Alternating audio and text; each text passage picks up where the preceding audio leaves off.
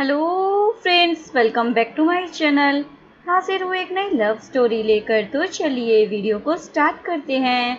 कहानी की शुरुआत फू युनटिंग से होती है, जो गांव घूमने के लिए आया होता है, लेकिन कुछ गुंडे उसके पीछे पड़ जाते हैं उसे मारने के लिए। युनटिंग उनसे बचकर भाग ही रहा होता है, लेकिन तभी वो अनंत से टकरा जाता है। युनटिंग जबरदस्ती अनंत का हाथ पकड़कर उसे अपने क्लोज कर लेता है, ताकि गुंडों को लगे ये दोनों कुछ कर रहे हैं। गुंडे उन दोनों को कपल समझकर वहां से खिसक लेते हैं। उनके जाते ही अनन उसे चाटा मारकर जाने लगती है, तो युनटिंग उसे रोकने लग जाता है और वो उसकी बास्केट में अपना पेंडेंट डालकर बोलता है, मैं तुम्हारा एहसान चुका दूंगा जब भी हम दोबारा मिलेंगे। ये बोलकर वो बेहोश हो जाता है। अनन अपने फेस से घूंघट हटाती है और उसे चेक करती है, ये तो बेहोश हो गया है, इसलिए उसे देसी दवाई देने लग जाती है। लेकिन युनटिंग ने तो अपना मुंह बहुत ही ज्यादा टाइट बंद कर रखा था। ये देखकर अनंत सोचती है, अब तो बस एक ही रास्ता है, पर मैं एक स्ट्रेंजर को अपना फर्स्ट किस कैसे दे सकती हूँ? ये तो मैंने अपने हस्बैंड के लिए बचा कर रखा था, लेकिन अभी इसकी जान बचाना ज्यादा जरूरी है।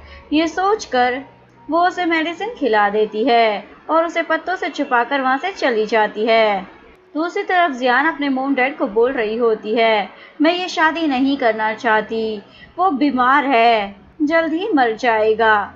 मैं उसकी विधवा बनकर सारी जिंदगी नहीं काटना चाहती। उसके डैड बोलते हैं, रोने धोने से अब कुछ नहीं होने वाला, क्योंकि तुम्हारी शादी बचपन में ही वो फैमिली की ओल्ड लेडी ने तय कर दी थी। जियान की मोम बोलती है, लेकिन काफी समय बीत गया है, उन्हें तो जियान की शक्ल भी याद नहीं होगी। क्यों ना हम अपनी बेटी की जगह अनंत की शादी उससे करा दे, वो काफी टाइम से विलेज में रह रही है। जियान बोलती है, मोम सही कह रही हैं, क्योंकि वो गूंगी और बहरी है, इसलिए हमारे बारे में किसी को कुछ बता भी नहीं पाएगी। मोम अपने पति को समझाने लग जाती है, अनंत गूंगी और बहरी है, एक बार उसकी शादी फू फैमिली में हो गई, उसकी तो किस्मत चमक जाएगी। डैड इन दोनों की बातों में आकर हाँ बोल देते हैं। दूसरी तरफ अनन उसी पेंडेंट को देख रही होती है जो युनटिंग ने उसे दिया था। वो सोचती है, क्या फ्यूचर में वो मुझे मरवा देगा या फिर मुझसे शादी कर लेगा? वैसे मैं ये सब क्या सोच रही हूँ, मैंने तो उसकी जान बचाई है ना, और जान बचाना एक अच्छा काम होता है, बदले में कुछ लिया नहीं जाता। अनंत जैसे ही घर पहुँचती है, अपनी सौतेली माँ और बहन को देखकर शॉक हो जाती है और अपने पेंडेंट को भी छुपा देती है। फ्लैशबैक में दिखाते हैं, अनंत की सौतेली माँ उसे दवाई पिलाती थी, जिससे कि वो गूंगी और बहरी हो जाए, ताकि वो अपने डैड को अपने सौतेली माँ की शिकायतें ना लगा पाए। उसके डैड को जब ये बात पता चलती है, उनकी बेटी अनंत गूंगी और बहरी हो गई है, तो उन्हें तो बड़ी शर्मिंदगी लग रही थी, इसलिए वो अपनी बेटी को बोलते हैं, ये हमारे खानदान के लिए बहुत ही बेकार बात है, इसलिए तुम्हें गांव भेज रहा हूँ, और जब तक मैं ना चाहूँ तुम वहाँ से वापस मत आना। सौतेली माँ भी उसे धमकी दे देती है, अगर तुम अपनी मोम को जिंदा देखना चाहती हो तो तुम चुप ही रहना, यही तुम्हारे लिए बेटर रहेगा। प्रेजेंट में दिखाया जाता है, अनंत बहुत पहले ही ठीक हो चुकी थी, यानी कि अब वो बोल और सुन सकती थी। वो आवाज लगाकर अपने डैड को बताने ही वाली थी, लेकिन फिर चुप हो जाती है। अभी ये सही समय नहीं है इन्हें कुछ भी बताने का, ये सोचकर वो वहां से भागने लगती है, लेकिन जियान उसे देख लेती है और गार्ड्स उसे पकड़कर लेकर आ जाते हैं। मोम बोलती है, मिस्टर लू ने तुम्हारे लिए एक अच्छा लड़का ढूंढा है, इसलिए हम तुम्हें लेने आए हैं। वो तुम्हारी शादी इस सिटी के सबसे अमीर बंदे से करवाने वाले हैं, इसलिए तुम तैयार हो जाओ। तुम्हारी शादी फू फैमिली के बड़े बेटे से की जा रही है। ये सुनने के बाद अनंत सोचती है, ये तो अच्छा है, वो तो काफी रिच है, उससे शादी करने के बाद मैं उससे हेल्प भी मांग सकती हूँ, फिर मैं आजाद हो जाऊंगी। जियान बोलती है, मोम आप इसे इतना डिस्क्रिप्शन क्यों दे रही हैं? आप इसे पकड़ कर ले जाओ ना। गार्ड उसे पकड़कर लेकर जा रहे होते हैं, तभी उसका पेंडेंट वहीं पर गिर जाता है। अनंत सोच रही होती है, मैं 10 साल से इस दिन का इंतजार कर रही थी, अब मैं अपनी माँ को कैसे भी ढूंढ लूंगी और उन लोगों को नहीं छोड़ूंगी जिन्होंने मेरी मोम को तकलीफ पहुँचाई है। दूसरी तरफ युनटिंग अपने गार्ड्स पर गुस्सा हो रहा था, क्योंकि वो लोग उस लड़की को नहीं ढूंढ पाए जिसने उसकी जान बचाई थी। युनटिंग बोलता है, चाहे कुछ भी करना पड़े, मुझे वो लड़की मेरे सामने चाहिए, इसलिए उसे ढूंढ कर लेकर आओ। तभी उसका भाई आकर बोलता है, भाई आप कुछ ज्यादा ही गुस्से में लग रहे हो, पर मेरे पास तुम्हारे लिए गुड न्यूज है, जिससे तुम्हारा गुस्सा एकदम कम हो जाएगा। लू फैमिली से न्यूज आई है, वो लोग शादी के लिए मान गए हैं। जिसके साथ ग्रैंडमा ने तुम्हारी शादी फिक्स की थी, यानी कि तुम्हारी दुल्हन जल्दी इस घर में आने वाली है। यूनटिंग बोलता है, लू फैमिली पैसों के लिए कितना गिर सकती है ये तो मैंने देख ही लिया। आने दो उनकी बेटी को, देखो मैं कैसे उसको ठीक करता हूँ। वापस रोते हुए ही जाना पड़ेगा। तभी ग्रैंडमा बोलती है, मैं मरने से पहले तुम्हारे छोटे छोटे बच्चे देखना चाहती हूँ। तुम्हारी वाइफ भी जल्दी आने वाली है, इसलिए तुम्हें उसका ख्याल रखना होगा। यूनटिंग उन्हें कुछ बताना चाहता था, लेकिन ग्रैंडमा उसे चुप करा देती है। जो बताना है बाद में बताना, अभी तुम्हारी ब्राइड इस घर में आने वाली है। इधर अन शादी के लिए तैयार हो रही होती है। जिहान उसे बोलती है, तुम्हें क्या लगता है शादी के बाद तुम आजाद हो जाओगी? पर ऐसा नहीं है, मैंने तो तुम्हें बताया ही नहीं। जिससे तुम्हारी शादी हो रही है ना यूनटिंग, वो जल्द ही मरने वाला है। तुम दोनों एक दूसरे के लिए परफेक्ट मैच हो। यूनटिंग इस सिटी का सबसे अमीर बंदा है, मैं तो खुद ही उससे शादी कर लेती। इतने पैसे भला किसको पसंद नहीं है, पर मैं इतनी जल्दी किसी की विधवा बनकर जिंदगी नहीं काटना चाहती थी। ये बोलकर वो चली जाती है। अनंत सोचती है, कुछ दिन और दांत फाड़ लो, फिर मैं तुम लोगों से गिन गिन कर बदला लूंगी जब मेरी माँ मुझे मिल जाएगी। इसके बाद वो कार में बैठकर वहाँ से चली जाती है और अपने ससुराल पहुँच जाती है, यानी कि फू फैमिली में। फू फैमिली का इतना बड़ा मेंशन अनंत को काफी ज्यादा पसंद आता है। जैसे ही वो अंदर आती है उसे यूनटिंग दिख जाता है। अनंत सोचती है, ये तो वही लड़का है जिससे मैं उस दिन जंगल में मिली थी। यूनटिंग बोलता है, अच्छा तो तुम हो लू फैमिली की बेटी, तुम्हारे परिवार ने पैसों के लिए तुम्हें मुझे बेच दिया। अनंत सोचती है, क्या मैं इसे सच बता दूं, मैं इसकी रियल दुल्हन नहीं हूँ। लेकिन फिर सोचती है, चुप रहना ही बेहतर रहेगा जब तक मुझे मेरी मोम का पता चल जाए। उसे बोलता है, सुनाई नहीं देता क्या? मैं कुछ पूछ रहा हूँ, उसका जवाब दो। अनंत उसे इशारा कर कर बताती है, मैं सुन और बोल नहीं सकती हूँ। यूनटिंग तो उसका गला पकड़ लेता है, कुछ बोल क्यों नहीं रही हो? अगर अब भी कुछ नहीं बोली तो जिंदगी भर बोल नहीं पाओगी। अनंत उससे फिर से इशारा कर कर बताती है, तो यूनटिंग समझ जाता है, ओह तो तुम सुन और बोल नहीं सकती हो। अनंत हाँ बोल देती है। यूनटिंग पूछता है, तो ये बताओ तुम्हें कैसे पता चल रहा है मैं क्या बोल रहा हूँ? अनंत उससे इशारा करती है, मैं लिप रीडिंग से समझ जाती हूँ। यूनटिंग उसका हाथ पकड़ लेता है, ओ तो तुम्हारी लो फैमिली ने हमें बेवकूफ बनाया है।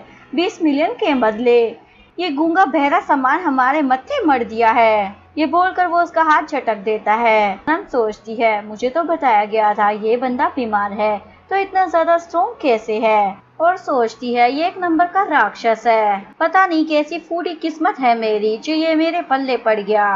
तभी सर्वेंट आकर बताता है, ग्रैंडमा की तबीयत खराब हो गई है। यूनटिंग भागा हुआ ग्रैंडमा के पास आता है और मेड को बोलता है, जल्दी से मास्टर यूनही को बुलाओ। मेड बताती है, मास्टर यूनही ट्रैवल कर रहे हैं, इसलिए हमारा उनके साथ कांटेक्ट नहीं हो पा रहा है। ये सुनकर यूनटिंग अपनी ग्रैंडमा को हॉस्पिटल ले जाने की बात करता है।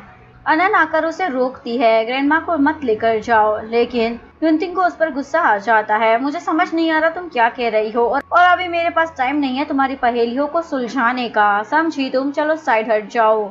अनंत उसे लिखकर बताती है, ग्रैंडमा की तबीयत काफी सीरियस है, इसलिए 10 मिनट में उनका इलाज करना होगा और मैं इनका इलाज कर सकती हूँ। यूनटिंग बोलता है, भला मैं तुम पर भरोसा क्यों करूँ?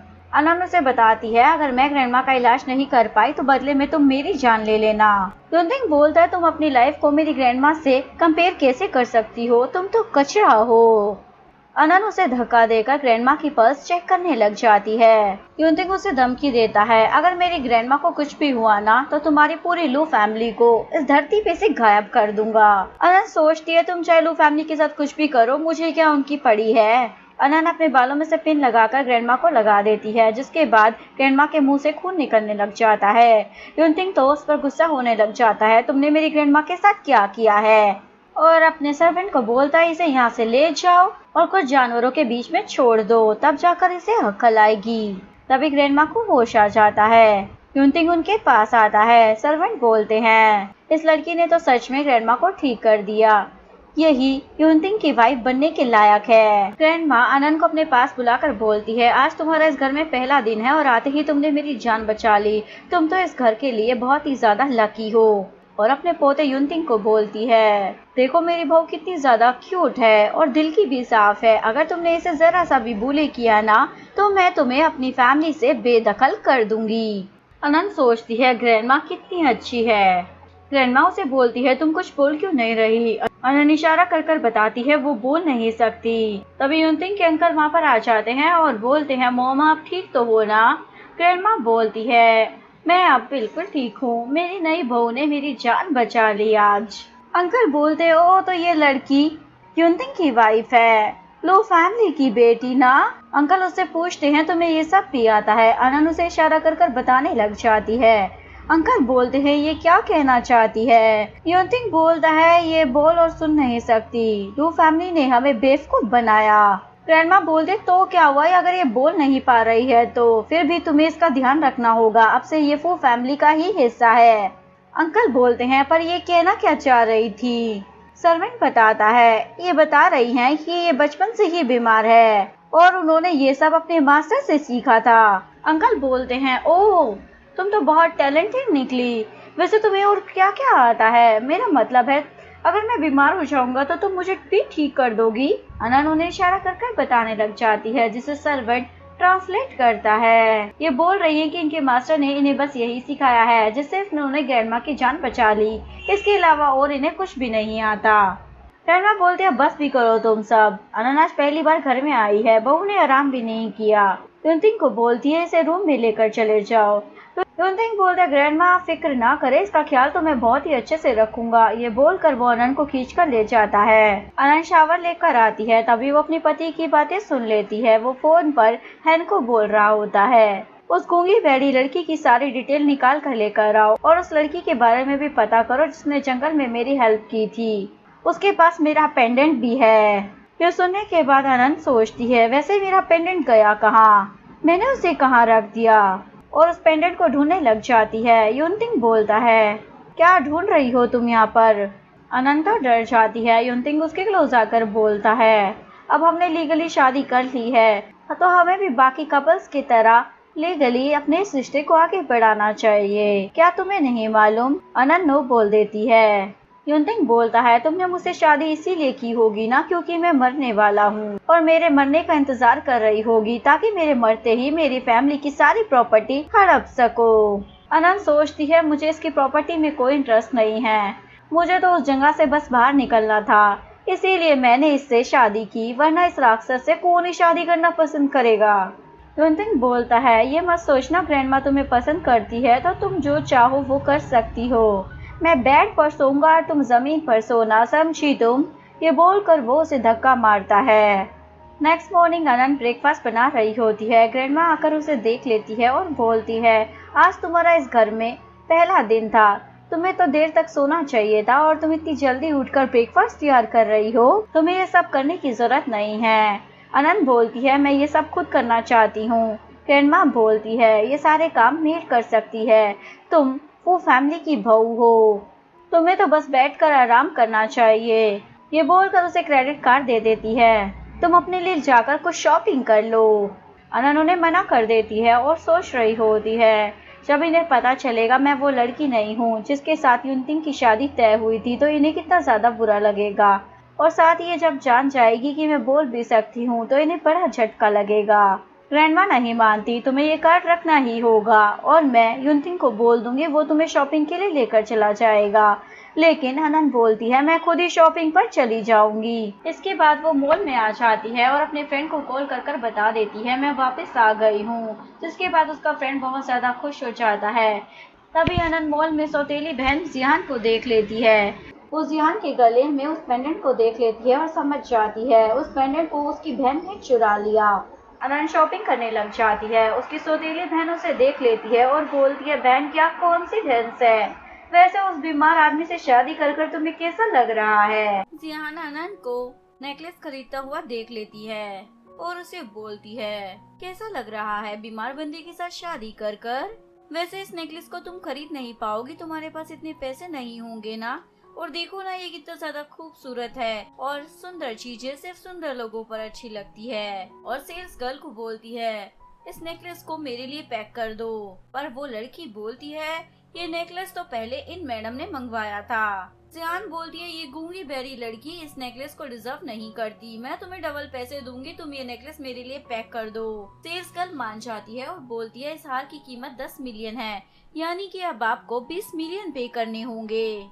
जियान को गुस्सा आ जाता है, ये नेकलेस इतना महंगा कैसे हो सकता है। सेल्स गर्ल बताती है ये लिमिटेड एडिशन का नेकलेस है। ये सुनकर अनन को तो हंसी आ जाती है और सोचती है अब मजा आएगा, बड़ा अपने आप को बन रही थी ना।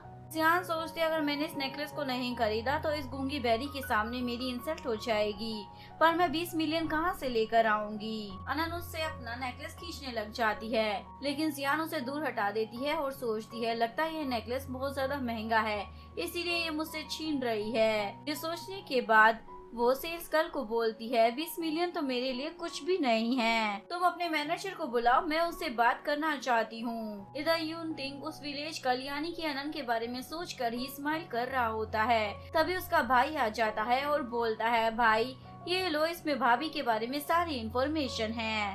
भाभी का रियल नेम अनन है, ये लू फैमिली की नाजायज बेटी है। इवन भाभी की माँ भी जिंदा है, लेकिन अभी तक उनका पता नहीं चला। और सबसे स्ट्रेंज बात ये है कि अनन 2 साल की उम्र में अचानक से गूंगी हो गई, लेकिन उसकी फैमिली ने उसका इलाज कराने की बजाय उसे गांव में भेज दिया। यूनटिंग बोलता है तो पता लगाओ वो गूंगी कैसे हो गई, वो भी अचानक से। उसका भाई बोलता है ये पता लगाना तो बहुत मुश्किल है क्योंकि इस हादसे को कई साल बीत चुके हैं। और भाई अगर आपको वो लड़की पसंद नहीं है तो आप ग्रैंड माँ को भाभी की असलियत बता भी सकते हैं, तो वो उस लड़की को घर से बाहर निकाल कर फेंक देगी और आप आजाद हो जाओगे। यूनटिंग बोलता है ऐसा कभी नहीं कर सकता क्योंकि ग्रैंड माँ उसे बहुत ज्यादा पसंद करती है। उसका भाई बोलता आप सही कह रहे हो। भाभी के आने के बाद ग्रैंडमा बहुत ज्यादा खुश नजर आती है। और तुमने जो दूसरा काम मुझे दिया था ना, उस पेंडेंट वाली लड़की का पता करने का, वो लड़की भी मुझे मिल चुकी है। दूसरी तरफ जिहान उस पेंडेंट को मैनेजर को दिखाकर बोलती है ये पेंडेंट बहुत ज्यादा कीमती है, इसके बदले में तुम मुझे ये नेकलेस को दे दो। मैनेजर उस पेंडेंट को देखकर समझ जाती है ये तो फू फैमिली का खानदानी पेंडेंट है। वो जिहान को वेट करने के लिए बोलकर फू फैमिली में कॉल कर ये बात बता देती है, जिसके बाद वो वापस आती है और सेल्स गर्ल को बोलती है इस नेकलेस को पैक कर दे दो।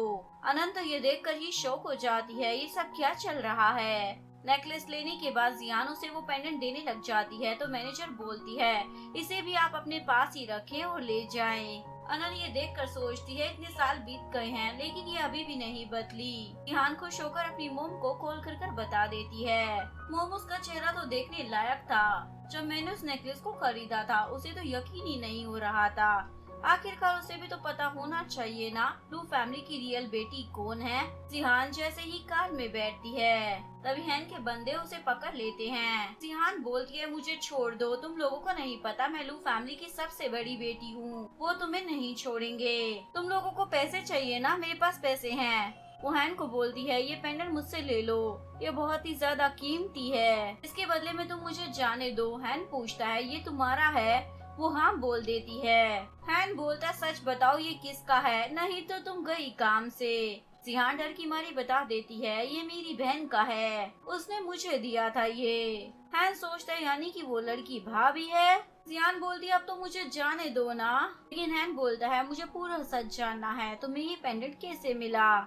जियान उसे बता देती है ये मुझे जमीन पर पड़ा हुआ मिला था। यूनटिंग उस पेंडेंट को देखकर बोलता है अच्छा तो वो तुम थी। उसका भाई बोलता है भाई उस लड़की ने बताया ये नेकलेस उसे कहीं से मिला था और उसे शॉप की सीसीटीवी फुटेज दिखा देता है। ये लू फैमिली की सबसे बड़ी बेटी है और उसने मुझे ये बात भी बताई कि तुम मरने वाले हो, इसीलिए उसने अपनी बहन की शादी तुमसे करवा दी। यूनटिंग तो वीडियो को देखकर स्माइल करने लग जाता है। उसका भाई पूछता बताओ इस जियान के साथ क्या करना है। यूनटिंग बोलता है इसे 2-4 चांटे लगाकर कहीं फेंक दो। हैन बोलता है भाई पहले तो कभी आपने मुझे किसी लड़की को ऐसे चांटे लगाने को नहीं कहा, क्या आप ये सब भाभी के लिए कर रहे हो। यूनटिंग बोलता है बेकार की बातें कम किया करो, चलो जाकर अपना काम करो। इधर ग्रैंडमा को पता चलता है कि उनका पोता और बहू दोनों एक दूसरे के क्लोज नहीं हैं और उन्हें जल्दी से पोता भी चाहिए था, इसलिए वो सर्वेंट के साथ मिलकर एक प्लान बनाती हैं। सर्वेंट उनका प्लान सुनकर शॉक हो जाता है, क्या सच में आप ये करना चाहती हो। ग्रैंडमा बोलती है चुप करो, जो मैं कह रही हूँ उतना ही करो। अनन अपने रूम में आती है पर उसे मालूम नहीं था यूनतिंग भी रूम में है। अनन सोच रही होती है उसने मुझे इतना कीमती पेंडेंट कैसे दे दिया, जबकि उसे मालूम भी नहीं था मैं कौन हूँ। कितना अजीब है ना ये आदमी भी। तभी यूनतिंग बोलता है मॉल में क्या करने गई थी। अनन तो डर जाती है। यूनतिंग उसे पेंडेंट दिखाकर बोलता है तुम्हें मेरी चीजें कुछ ज्यादा ही पसंद है। अनन सोचती है क्या ये वहाँ पर था, इसके पास ये पेंडेंट कैसे पहुँचा। यूनतिंग बोलता है तुम चाहे जितना मर्जी खींच लो पर ये पेंडेंट मैं तुम्हें नहीं देने वाला। तभी ग्रैंडमा वहाँ पर टपक पड़ती है। यूनतिंग उस पेंडेंट को रखने लग जाता है तो ग्रैंडमा उससे छीन लेती है और अनन को बोलती है तुम्हें ये पसंद है ना तो तुम रख लो, खानदान की बहू हो तो अब ये सब कुछ तुम्हारा ही हुआ ना। यूनतिंग बोलता है पर ये पेंडेंट मेरा है। लेकिन ग्रैंडमा तो वो पेंडेंट अनन को दे देती है। ये हमारे खानदान की बहू है और तुम्हें इसका ध्यान रखना चाहिए। अनन तो खुश हो जाती है और यूनतिंग को चिढ़ाने लग जाती है। तभी हैन आकर ग्रैंडमा के साथ मस्ती करने लग जाता है। ग्रैंडमा बोलती है अगर यूनतिंग तुम्हारी तरह होता तो आज मेरे पास एक छोटा सा पौधा होता जिसे वे खिला रही होती। यूनतिंग तो मुंह बनाने लग जाता है। इसके बाद सभी साथ में बैठकर डिनर कर रहे होते हैं। हैन पूछता है भाई ये पेंडेंट तो बचपन से तुमने अपने पास रखा हुआ था तो तुमने आज भाभी को कैसे दे दिया। यूनतिंग बोलता है अपना मुंह बंद कर खाना खाओगे तो अच्छा रहेगा। हैन बोलता है भाभी जिसने आपको हर्ट किया था ना भाई उसे मजा चखा चुके हैं। यूनतिंग बोलता है ऐसी कोई बात नहीं है, मुझे पसंद नहीं कोई भी किसी और का सामान चुराए। ग्रैंडमा पूछती है क्या कोई मेरी बहू को बुली कर रहा है। हैन बोलता है ग्रैंडमा आप फिक्र ना करें, मेरे और भाई के होते हुए कोई भी भला भाभी को परेशान कैसे कर सकता है। अनन शावर लेकर रूम में आती है और सोचती है मेरे लिए यूनतिंग ने उसे सबक सिखाया। ये सोचकर वो हंसने लग जाती है। यूनतिंग बोलता है इतने दांत क्यों फाड़ रही हो, ऐसी कौन सी बात याद आ गई। अनंत उसे देखकर शॉक हो जाती है। यूनतिंग उसे अपने पास खींच लेता है। अनंत तो शर्माने लग जाती है। यूनतिंग बोलता है पहले तो ऐसे कपड़े पहनकर तुम मेरे सामने आ गई और अब तुम शर्माने का ड्रामा कर रही हो। तुम मुझे अट्रैक्ट करना चाहती हो ना। लेकिन अनंत तो उसे दूर हटा देती है। पता नहीं ये खुद को समझता क्या है, एक नंबर का राक्षस है। पता नहीं किसने इसको कंपनी का सीईओ बना दिया। वहाँ के लोगों का इसने जीना हराम कर कर रखा होगा। यूनतिंग बोलता है तुम चाहे जितनी मर्जी कोशिश कर लो पर तुम मुझे अपने प्यार में पागल नहीं कर सकती। सही समय आने पर मैं खुद ग्रैंडमा को तुम्हारी असलियत के बारे में बता दूंगा, फिर वो खुद हम दोनों का डिवोर्स करवा देंगी। तभी सर्वेंट बाहर से आवाज लगाता है ग्रैंडमा की तबीयत अचानक से खराब हो गई है। अनंत को बोलता है तो इस तरीके से तुम मेरी ग्रैंडमा का ध्यान रख रही हो, और उसे घुरकर वहाँ से चला जाता है। अनंत सोचती है अचानक से ग्रैंडमा की तबीयत कैसे खराब हो सकती है, मैंने उनकी पल्स चेक की थी, वो तो एकदम चकाचक थी। सर्वेंट उन्हें दूसरे रूम में लेकर आ जाता है। यूनतिंग बोलता है ये ग्रैंडमा का रूम नहीं है। सर्वेंट बोलता है ग्रैंडमा आपको ढूंढते हुए यहाँ पर आई थी और बेहोश हो गई। ये सुनने के बाद दोनों भागे हुए रूम के अंदर जाते हैं। बाहर से सर्वेंट दरवाजा बंद कर देता है। वो दोनों दरवाजा खोलने को बोलते हैं। ग्रैंडमा बोलती है आज तुम दोनों को साथ में अंदर ही सोना पड़ेगा। यूनतिंग बोलता है आप हमारे साथ मजाक ना करें, लेकिन ग्रैंडमा उसकी नहीं सुनती। तभी अनंत को किसी चीज की स्मेल आती है और उसे पता चल जाता है ये तो कोई जहरीली पॉइजन है। ग्रैंडमा ने हमें जानबूझकर इस रूम में बंद किया है, इसलिए वो उस पॉइजन को ढूंढने लग जाती है। वो पॉइजन उसे मिल भी जाती है, वो उसे बंद करने लगती है, लेकिन तभी यूनतिंग आकर उसे खींचने लग जाता है। इस चक्कर में ये दोनों बेड पर गिर जाते हैं। यूनतिंग बोलता है ये सब तुम्हारा प्लान है ना। वो पॉइजन अपना असर दिखाने लग जाता है। ग्रैंडमा भी ये सब कुछ बाहर से देख रही होती है और हंसकर वहाँ से चली जाती है। यूनतिंग उसके क्लोज आने लग जाता है। अनन उसे धक्का देकर जाने लगती है। यूनतिंग को समझ नहीं आ रहा था ये सब क्या हो रहा है, इसलिए उसे सॉरी बोलकर शावर लेने चला जाता है। अनन सुई निकालकर अपने आप को चुबा लेती है, जिसके बाद उसका नशा उतर जाता है। तभी उसे बाथरूम से किसी के गिरने की आवाज आती है तो वो जाकर देखती है, जहाँ पर यूनतिंग बेहोश गिरा होता है। अनन उसकी पल्स चेक करने लग जाती है, जिससे उसे पता चलता है कोई से जहरीला पॉइजन दे रहा है, जिसकी वजह से उसकी ये हालत हो गई है। तभी यूनतिंग को होश आ जाता है। वो उसे बोलता है तुम यहाँ पर क्या कर रही हो, यहाँ से दफा हो जाओ वरना तुम मेरे हाथों से मारी जाओगी। लेकिन अनंत तो उसे हक कर उसका इलाज कर देती है। उसके बाद वो उसे बेड पर लिटाकर जाने लगती है। युनतिंग उसे अपनी तरफ खींच लेता है और उसका हाथ टाइट से पकड़ लेता है। अनन भी बड़े प्यार से उसे देखने लग जाती है और उसकी बाहों में ही सो जाती है। नेक्स्ट मॉर्निंग युनतिंग उसे अपने पास देखता है। उसे कल रात के बारे में याद आता है कि अनन ने उसकी जान बचाई थी। याद कर कर वो स्माइल करता है और उसे बिना डिस्टर्ब करे हुए वहाँ से चला जाता है। मॉर्निंग में अनन को उसके दोस्त का कॉल आता है और उसे बताता है लू फैमिली फिर से कुछ करने वाली है। 10th एनिवर्सरी पर लू फैमिली अपने 50% शेयर्स जियान को देने वाली है। ये सुनकर अनन बोलती है जैसा हमारा प्लान था उसके अकॉर्डिंग चलना। फोन कटने के बाद अनन सोचती है इस दिन का मैं 10 साल से इंतजार कर रही थी। इधर युनतिंग का भाई उसे बोलता है मुझे पता चला कल रात तुम्हारी तबीयत फिर से खराब हो गई। मैं पता लगाने की कोशिश कर रहा हूँ आखिरकार वो कौन है जो तुम्हारे पीछे पड़ गया है। और उसकी तरफ देखकर बोलता है तुम तो पहले से ठीक लग रहे हो, क्या मास्टर ने कोई एंटीडोट ढूंढ लिया है? युनतिंग बोलता नहीं, उस पागल लड़की ने मेरी हेल्प की थी। ये बोलकर वो स्माइल करने लग जाता है तो उसका भाई उसे चिढ़ाने लग जाता है। युनतिंग बोलता है चुप रहो वरना मैं तुम्हें अफ्रीका भेज दूंगा, फिर सड़ना वहाँ की गर्मी में। उसका भाई उसे लू फैमिली की 10th एनिवर्सरी के बारे में बता देता है तो युनतिंग तुरंत वहाँ से निकल जाता है। दूसरी तरफ युनतिंग के अंकल को उनके गार्ड से पता चलता है युनतिंग अब ठीक हो रहा है। ये सुनकर अंकल को तो गुस्सा आ जाता है क्योंकि वो अंकल ही थे जो अंकल को पॉइजन देकर मारना चाहते हैं ताकि उसके मरने के बाद वो फू ग्रुप को हथिया ले। इधर अनन मेकअप कर कर खुद को अगली बना रही होती है क्योंकि वो मीडिया के सामने खुद को इनोसेंट दिखाना चाहती थी।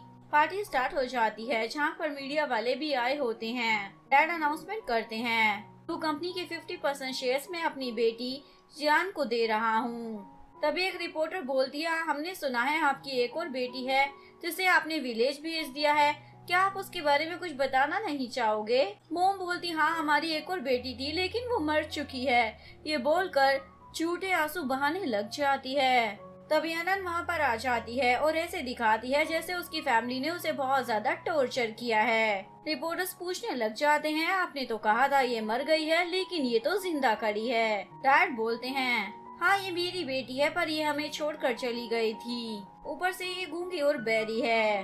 तभी अनन अपनी जबान चलाती है किसने कहा मैं गूंगी और बैरी हूँ, मैं तो बोल भी सकती हूँ और सुन भी सकती हूँ और मैं कहीं नहीं गई थी बल्कि आपने ही मुझे गाँव भेज दिया था। ये कंपनी मेरी मोम की है पर आपने इसके 50% शेयर्स जियान को दे दिए। युनतिंग भी दूर खड़ा ये सब देख रहा होता है और उसे भी पता चल जाता है अनन बोल और सुन सकती है। रिपोर्टर्स डैड से पूछते हैं क्या आप अनन को शेयर्स नहीं दोगे? डैड को ना चाहते हुए भी अपने शेयर्स अनन को देने पड़ते हैं और जियान को सिर्फ मैनेजर की पोजीशन दे देता है। जियान का उतरा हुआ चेहरा देखकर अनन तो बहुत ज्यादा खुश हो जाती है क्योंकि वो यही चाहती थी। पार्टी खत्म होने के बाद अनन जा रही होती है तभी उसकी सौतेली मोम के गुंडे उसे पकड़ने के लिए आ जाते हैं। अनन उनसे बचकर छुप जाती है तभी युनतिंग उसे पकड़ लेता है। अब तुम कुछ बोलोगी या फिर नहीं बोलोगी? मैंने देख लिया है तुम बोल सकती हो, बस गूंगी होने का नाटक कर रही हो। अनन उसे सॉरी बोलने लग जाती है। युनतिंग उससे डॉक्यूमेंट छीन लेता है। तुम्हारी फैमिली के साथ क्या प्रॉब्लम चल रहा है जो इतने सालों तक तुम्हें गूंगी और बैरी होने का नाटक करना पड़ा? अनन उसे कुछ नहीं बताती और डॉक्यूमेंट खींचने की कोशिश करती है लेकिन युनतिंग भी उसे नहीं देता और वहाँ से चला जाता है। अनन उसके पीछे जाने लगती है, इस चक्कर में उसके पैर में मोच आ जाती है।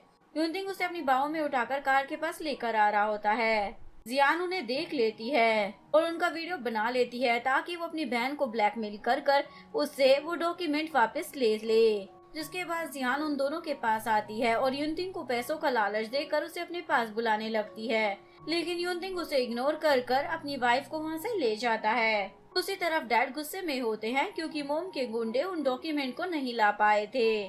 तभी जियान वहाँ पर आ जाती है और डैड को वीडियो दिखाकर बोलती है हम इस वीडियो के जरिए अनन से वो शेयर्स वापस ले सकते हैं कि मोम को ये आइडिया अच्छा लगता है। इधर युनतिंग काम में बिजी होता है तो अनन चुपके से उन डॉक्यूमेंट को उठाने लग जाती है। युनतिंग बोलता है अपना हाथ पीछे रखो क्योंकि मुझे सब दिख रहा है। तभी ग्रैंडमा आ जाती है और उसे डांटने लग जाती है, एक्चुअली में उन्हें पता चल गया था अनन ने उन्हें झूठ बोला है। अनन उन्हें सॉरी बोलती है, मैंने ये सब किसी वजह से किया था, अगर आपको मेरा यहाँ रहना पसंद नहीं है तो मैं यहाँ से चली जाती हूँ। ग्रैंडमा उसे रोकती है, मुझे इन सब बातों से कोई फर्क नहीं पड़ता, तुम बहुत ही अच्छी हो और युनतिंग के लिए परफेक्ट पार्टनर हो। अनन तो इमोशनल होकर उन्हें हक कर लेती है और फिर उन्हें गिफ्ट देती है और साथ ही उस सर्वेंट को भी। ये देखकर युनतिंग तो जेलस हो जाता है, ये मेरे लिए कुछ नहीं लाई। रात में अनन डॉक्यूमेंट को ढूंढने लगती है, लेकिन तभी युनतिंग टपक पड़ता है तो अनन उसकी खातिरदारी करने लग जाती है ताकि वो उसे डॉक्यूमेंट वापस कर दे। लेकिन युनतिंग उसे डॉक्यूमेंट नहीं देता, बल्कि उसे अपनी बाहों में उठाकर बेड पर लिटा देता है। अनन को उसके इरादे ठीक नहीं लगते तो नीडल निकालकर वो उसे मारने वाली थी। युनतिंग तो उसे हक कर सो जाता है। अनन को तो खुद पर ही शर्म आ रही होती है। नेक्स्ट मॉर्निंग अनन देखती है युनतिंग ने उसे वो डॉक्यूमेंट वापस दे दिए हैं तो वो बहुत ज्यादा खुश हो जाती है। इसके बाद वो बैठकर ब्रेकफास्ट कर रही होती है, तभी सर्वेंट उसे बताता है आपकी फैमिली आपसे मिलने के लिए आई है। तो अनन उन्हें अंदर बुलाने की बजाय उन्हें बाहर वेट करने के लिए बोल देती है। काफी देर तक अपने पेरेंट्स को वेट करवाने के बाद अनन उन्हें घर के अंदर बुलाती है। जियान तो उसे धमकी देने लग जाती है, चुपचाप से ये शेयर्स हमें दे दो वरना हम तुम्हारी ये वीडियो सभी को दिखा देंगे। वीडियो देखकर अनन तो हंसने लग जाती है, कैसे बेवकूफ है, इन्हें ये भी नहीं पता ये तो मेरा पति है। अनंत साफ मना कर देती है तो डैड उस पर चिल्लाने लग जाते हैं। तभी ग्रैंडमा वहाँ पर आ रहे। अनंत जानबूझकर ऐसी बातें बोलती है जिससे उसके डैड को गुस्सा आ जाता है और वो उसे एक चाटा धर देते हैं, जिसके बाद अनंत जानकर नीचे गिर जाती है और खुद को चोट लगा लेती है। युनतिंग ने भी ये सब देख लिया होता है, लेकिन वो अंदर नहीं आता क्योंकि उसे समझ आ जाता है अनन ये सब ड्रामा कर रही है। ग्रैंडमा सर्वेंट को बोलती है अनन को हॉस्पिटल लेकर जाओ। जियान ग्रैंडमा को बताती है आपकी बहू आपको धोखा दे रही है, उसका तो किसी और के साथ लफड़ा चल रहा है। ग्रैंडमा बोलती है तुम्हारी हिम्मत कैसे हो गई मेरी बहू पर इल्जाम लगाने की। अनन जैसे ही बाहर आती है उसे युनतिंग दिख जाता है। युनतिंग उसे बोलते है क्या जरूरत थी ये सब करने की, मैंने देखा तुमने क्या किया। अनन बोलती है अगर मैं ऐसा नहीं करती तो वो लोग मुझे ही मारते पीटते। वैसे उन लोगों को लग रहा है मेरा तुम्हारे साथ अफेयर चल रहा है, इसलिए मेरी हेल्प करो ना, उन्हें ये बात पता नहीं लगनी चाहिए कि तुम मेरे हस्बैंड हो। ये बोलकर उसे मनाने लग जाती है। वो भी उसका साथ देने के लिए मान जाता है, जिसके बाद अनन उसके साथ ऐसी जगह पर बैठ जाती है जहाँ से जियान उसे देख सके। जियान उसे देख लेती है और डैड को बोलती है देखो उस अनन की बच्ची ने अपने बॉयफ्रेंड को घर के बाहर ही बुला लिया। डैड के देखने से पहले युनतिंग वहाँ से निकल जाता है। युनतिंग का भाई बोलता है भाई ये हमारा ही घर है तो हम अपने ही घर में छुपकर क्यों जा रहे हैं। युनतिंग बोलता है क्योंकि तुम्हारी भाभी के डैड को लगता है हम दोनों का अफेयर चल रहा है। हैन बोलता है लगता है भाई आपको भाभी से प्यार हो गया है। जियान ग्रैंडमा को बोलती है वो लड़का अभी भी आपके घर में है, आप चेक कर सकती हैं। ग्रैंडमा जियान के डैड को बोलती है लगता है आपकी बेटी पागल हो गई है, इसे किसी मेंटल हॉस्पिटल में एडमिट करा दो। ये बोलकर ग्रैंडमा चली जाती है। डैड अपना गुस्सा अपनी ही वाइफ पर निकाल रहे होते हैं। तभी डैड को एक कॉल आता है आपने जिनसे पैसे लिए थे वो अपने पैसे वापस मांग रहे हैं, अगर आपने पैसे वापस नहीं किए तो आपकी कंपनी बैंकक्रप्ट हो जाएगी। डैड के पास पैसे नहीं थे तो पूछते हैं अब मैं क्या करूं। वो बंदा बताता है क्यों ना तुम एक सुंदर सी लड़की को वहाँ पर भेज दो। जियान की मोम बोलती है क्यों ना हम अनन को वहाँ भेज दें, डिनर के बहाने हम उसे अपने घर पर बुलाएंगे और फिर उसे वहाँ पर भेज देंगे। डैड को भी आइडिया अच्छा लगता है। दूसरी तरफ युनतिंग के अंकल को पता चल जाता है कि अनन बोल भी सकती है और वो युनतिंग को ठीक करने की कोशिश भी कर रही है। इधर अनन अपने पेरेंट्स से मिलने के लिए आ जाती है। उन्होंने ये बोलकर बुलाया था कि वो उसे उसकी माँ के बारे में बताएंगे। अनन उनसे पूछती है कहाँ है मेरी मोम, पर वो लोग तो उसे इधर उधर की बातों में उलझा देते हैं और उसे बहुत सारी ड्रिंक पिला देते हैं, जिसके बाद वो बेहोश हो जाती है। डैड बोलते हैं इसे अब उस रूम में छोड़ कर आ जाओ। उसी होटल में युनतिंग भी अपने भाई और दोस्तों के साथ मिलकर पार्टी कर रहा होता है। युनतिंग थक जाता है तो वो अपने रूम में जाने लगता है। उसका भाई उसे अपने रूम की चाबी देता है। दूसरी तरफ जियान अनन को रूम में छोड़कर चली जाती है। उसके जाते ही अनन अपनी आंखें खोल लेती है, यानी कि अनन बेहोश होने का नाटक कर रही होती है। तभी उसे रूम में आने की किसी की आवाज आती है तो वो छुप जाती है। जैसे ही वो बंदा अंदर आता है वो उसे मारने की कोशिश करने लग जाती है। ये बंदा और कोई नहीं उसका ही हस्बैंड युनतिंग होता है। युनतिंग उससे पूछता है तुम यहाँ पर क्या कर रही हो। अनन बोलती है मैं यहाँ पर किसी काम की वजह से आई थी, वैसे तो मुझ पर गुस्सा मत होना। युनतिंग बोलता है ठीक है तुम्हें जो करना है करो, और तुम्हें मेरी हेल्प की जरूरत हो तो बता देना। ये बोलकर उसे अपने ब्लेजर से ढक देता है। जाकर अपने कपड़े चेंज करो। युनतिंग अपने भाई को कॉल कर अनन के लिए ड्रेस मंगवा देता है। अनन कपड़े चेंज कर आती है और अपने हस्बैंड को थैंक यू बोलती है उसकी हेल्प करने के लिए। जिहान भी इसी होटल में रुकी हुई होती है। अनन का दोस्त वेटर बनकर उसके रूम में आता है और उसे बेहोश कर देता है, जिसके बाद जब वो जागती है तो अपने साथ किसी और आदमी को पाती है, यानी कि अनन ने उसके साथ वही किया था जो वो उसके साथ करने वाली थी। तभी रिपोर्टर्स भी आ जाते हैं और उसकी वीडियो बनाने लग जाते हैं।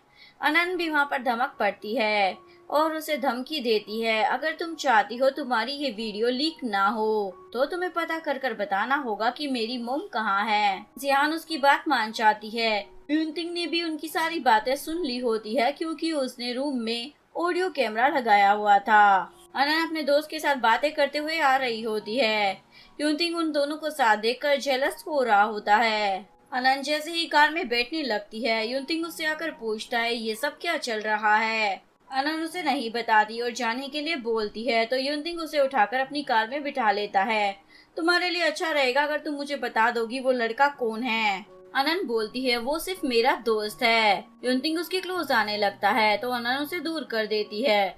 युनतिंग बोलता है मैं तुम्हारा पति हूँ इसलिए मेरा तुम पर पूरा राइट है। अनन बोलती है अच्छा तो मुझे डिवोर्स दे दो। युनतिंग बोलता है ये तो तुम भूल जाओ क्योंकि इस जन्म में मैं तुम्हें कभी डिवोर्स नहीं देने वाला। तभी युनतिंग को ग्रैंडमा का कॉल आ जाता है। वो उन्हें जल्दी घर बुलाती है क्योंकि आज ग्रैंडमा का बर्थडे था, इसलिए वो इन दोनों के साथ डिनर करना चाहती थी। रास्ते में अनन को एक बच्ची अपनी मोम के साथ खेलती हुई दिख जाती है।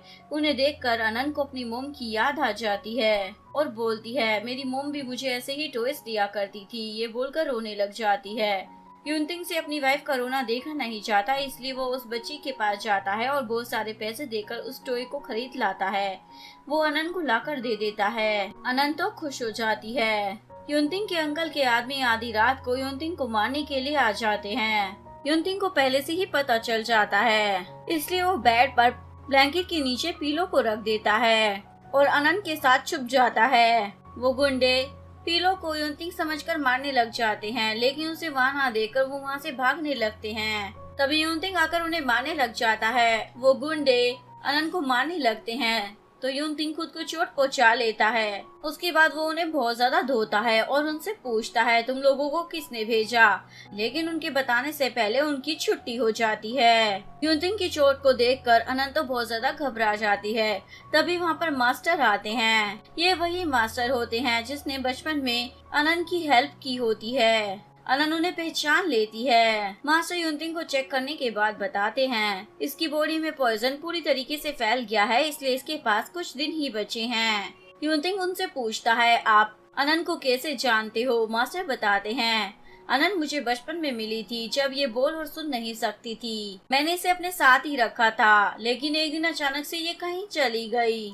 प्रेजेंट में अनन सीढ़ियों के पास सो रही होती है। युनतिंग उसे देख लेता है और उसे उठाकर बेड पर लिटा देता है। वो उसे सुलाकर जा ही रहा होता है। तभी अनन के फोन पर उसके फ्रेंड का मैसेज आ जाता है। मैसेज को देखने के बाद युनतिंग को तो जलन होने लग जाती है और अनन को गुस्से से उठाकर पूछता है अब मुझे सच बताओगी ये लड़का कौन है। अनन बोलती है बताया तो था, ये मेरा बेस्ट फ्रेंड है। लेकिन युनतिंग तो उस पर गुस्सा कर जाने लगता है तो अनन उसे पीछे से हक कर रोक लेती है और उसे अपने प्यार का इजहार कर देती है मैं अब तुम्हें पसंद करने लगी हूँ। युनतिंग भी उसे अपने प्यार का इजहार कर देता है, जिसके बाद दोनों रोमांटिक नाइट स्पेंड करते हैं।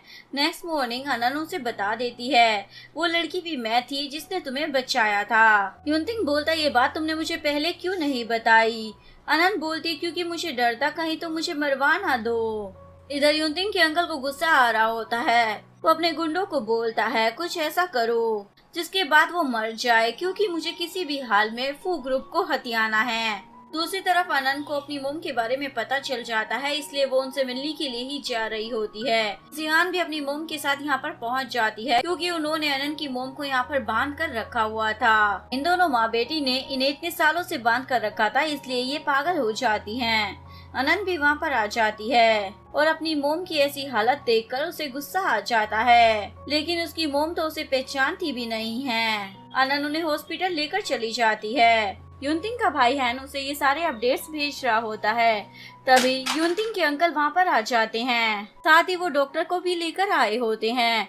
डॉक्टर युनतिंग को चेक कर बता देता है इसके पास बस कुछ दिन ही बच गई हैं। ये सुनकर अंकल मन ही मन बहुत ज्यादा खुश हो रहे होते हैं। इधर आनंद ने अपनी बहन जियान की जो वीडियो रिकॉर्ड करवाई थी वो किसी और के पास थी, इसलिए वो उसे लेने जा रही होती है। लेकिन उससे पहले ही जियान के लोग उस आदमी को मारकर उससे वो वीडियो ले लेते हैं। जैसे ही अनन वहाँ पर पहुँचती है उसे खून से भरा हुआ चाकू दिखता है, वो उसे उठाने लगती है। तभी जिहान रिपोर्टर्स को लेकर वहाँ पर पहुँच जाती है और बोलती है, देखो मेरी बहन ने किसी को मार दिया है। पुलिस भी वहाँ पहुँच जाती है और उसे अरेस्ट कर ले जाने लगती है। युनतिंग को भी अपने भाई से इस बारे में पता चल जाता है। युनतिंग अपनी वाइफ से मिलने के लिए जेल में आता है। उसे पता था उसकी वाइफ ने कुछ नहीं किया था, लेकिन वो उसे जेल से भी निकलवा नहीं सकता था क्योंकि उसके पास कोई सबूत नहीं थे अपनी वाइफ को बेगुनाह साबित करने के। नेक्स्ट सीन में बोर्ड मेंबर्स की मीटिंग हो रही होती है। सभी लोग युनतिंग को सीईओ की पोजीशन से हटाने की बातें कर रहे होते हैं क्योंकि युनतिंग की वाइफ खूनी है। अनन को कोर्ट लाया जाता है और ये दोनों माँ बेटी तो खुश हो रही थी कि अनन को फांसी की सजा होने वाली है, लेकिन तभी हैन आकर उसे बचा लेता है क्योंकि वो आदमी तो मरा ही नहीं था जिसके कत्ल का इल्जाम अनन पर लगा था। वो कोर्ट में आकर सभी को सच बता देता है, ये सब मुझे जिहान ने करने को कहा था। जिसके बाद पुलिस जिहान को गिरफ्तार कर लेती है और अनन को छोड़ दिया जाता है। नेक्स्ट सीन में डैड अनन के पास आते हैं अपने शेयर वापस लेने के लिए, लेकिन अनन देने से मना कर देती है। तो डैड गुस्से में उसे चाटा मारने वाले थे, लेकिन तभी अनन का पति आकर उसे बचा लेता है। इधर जियान की मोम पागल हो जाती है क्योंकि उनकी बेटी जेल में चली गई थी और उनके पति की कंपनी बैंकरप्ट हो गई थी। अनन का बदला भी पूरा हो जाता है। कुछ दिनों के बाद अनन की मोम को होश आ जाता है। अनन ने बताती है, मैं आपकी बेटी हूँ, क्या आपने मुझे पहचाना? मोम उसे पहचान लेती है। अनन उन्हें हक कर लेती है। युनतिंग भी वहाँ पर पहुँच जाता है। अनन उन्हें बताती है, ये मेरा हस्बैंड है। मोम को अच्छा लगता है, उनकी बेटी वहीं पर सेट हो गई। मोम को घर लाया जाता है। ग्रैंडमा भी उन्हें देखकर बहुत खुश होती है।